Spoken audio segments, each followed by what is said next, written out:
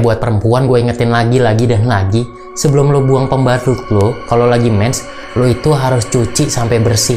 Ini ada kejadian lagi nih, waktu itu kan gue udah pernah cerita ya pembalut, ini ada lagi nih. Ini gue dapet cerita lagi nih dari seseorang, gak gue sebutin lah namanya ya. Jadi waktu itu pas dia ini baru-baru mens, mungkin umur-umur belasan gitu, orang tuanya ini udah ngingetin dia, cuci pembalutnya sampai bersih sebelum dibuang. Awal-awal mens beneran tuh sama dia dicuci sampai bersih terus baru dibuang.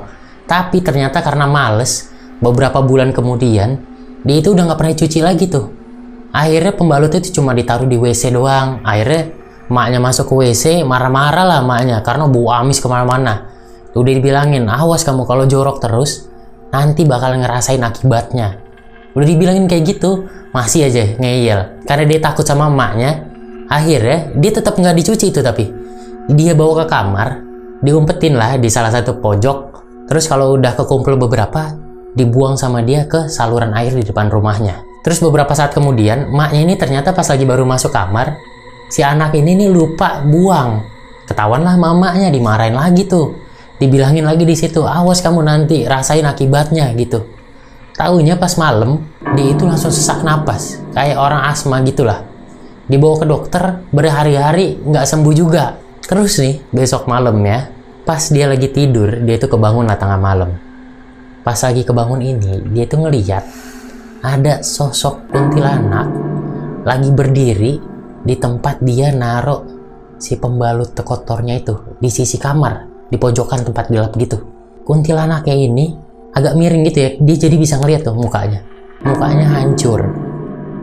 Dan kuntilanak ini lagi jilat-jilatin pembalutnya. Wah, dia ketakutan tuh, dia kabur ke kamar emaknya, cerita. Terus kata emaknya, emang enak?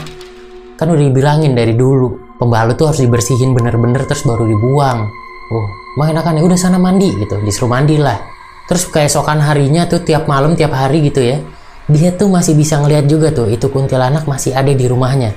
Tapi beda-beda tempatnya, mungkin di dapur, terus di ruang tamu, dimana itu beda-beda. Terus si anak ini cerita lagi lah ke emaknya, kalau dia tuh masih ngeliat si kuntilanak ini. Terus kata emaknya bilang, kalau kepercayaan di sana, kalau udah ada satu makhluk yang ngejilat darah dari pembalut lu, dia bakalan jadi suka sama lu dan akan terus-terusan nempel. Dia panik ya.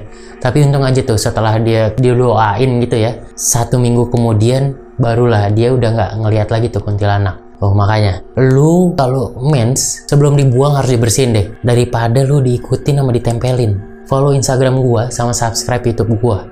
Banyak cerita yang lebih menarik di sana. YouTube gua bakalan aktif terus ya, seminggu 2 kali. Oke? Follow sama subscribe sekarang.